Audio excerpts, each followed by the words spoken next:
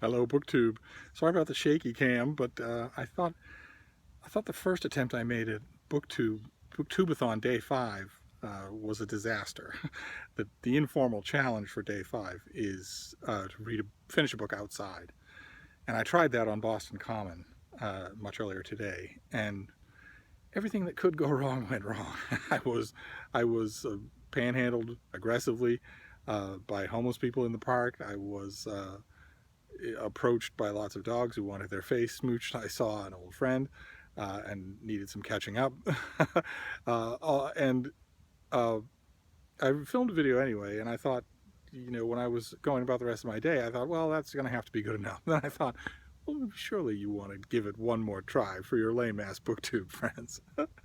So I have changed venues. I have come to beautiful Forest Hill Cemetery in Jamaica Plain, an old Victorian cemetery. Here, let me show you.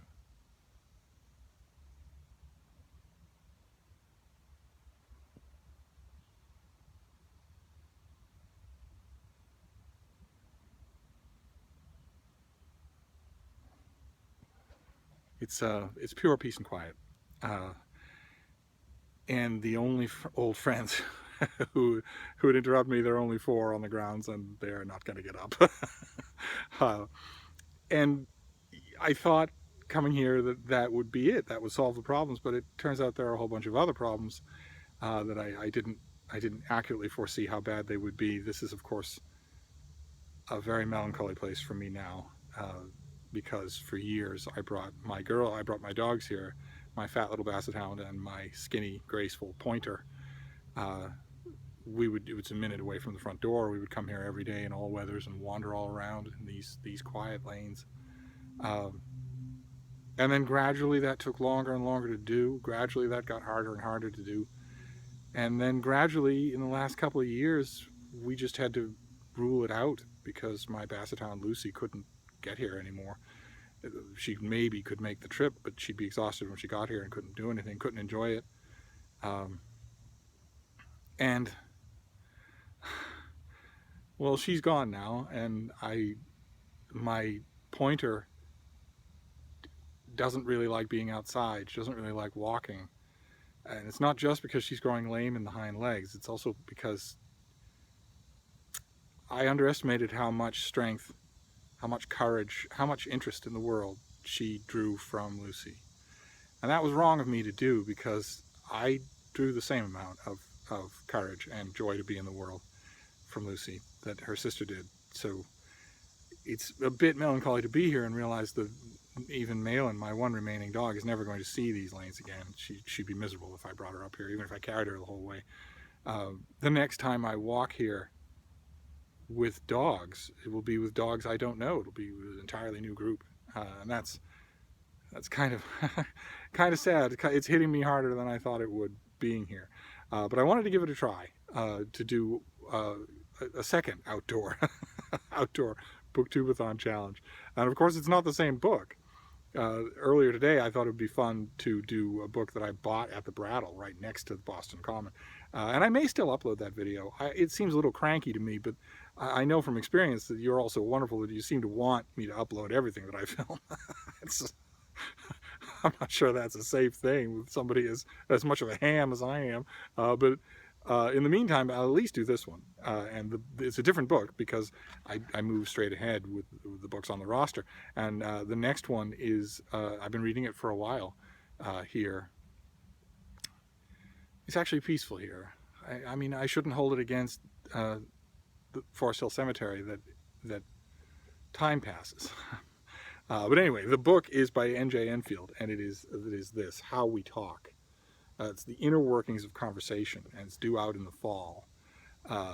And when I started it, I thought, oh well, this is probably going to be a bit on the semiotics, a bit on the linguistic side. I'm probably not going to be a very enjoyable read, especially since the author is a researcher at the Max Planck Institute.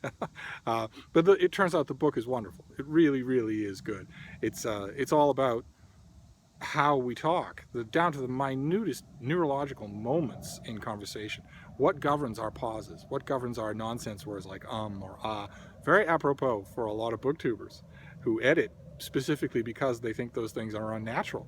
the author's point all throughout the book is that they are not only natural but universal, and that people know about them and use those placeholder words as a sort of lingua franca, a sort of common understanding of how we do conversation, in which we all have to think on our feet. I just thought there was something fascinating on every page. I thought it was amazing. I want to read you a part, but I don't know if I can do that while holding the phone. Let's give it a try. This outdoor vlogging is kind of interesting. It's kind of an acquired taste. Yeah, I should be able to do this. I just want to read you a bit of what you'd get if you read this. I'll talk about it again when it comes out in November. The use of little traffic signals such as and uh-huh and okay to illustrate ways in which bits of language are used for regulating language itself. In addition, they illustrate another core feature of the machine, the norm-governed cooperative nature of human interaction. These words work because they presuppose that people will agree to follow the instructions that they issue. By using these signals, we are following norms of coherent interaction, and we are also revealing that we are sensitive to the commitments that underlie conversation. I think stuff like that is just fascinating, and I couldn't help but think of it in terms of BookTube, and maybe to stress to the rest of you that if those placeholders, those, I'm not sure of what my exact next word will be, but it will come to me in literally a fraction of a second. If those are the reasons that you jump cut your videos, then try not doing it. Not only do the ums and ahs tend to smooth into your conversation more naturally the more you talk without editing, but they also tend to happen less and start to feel much more natural.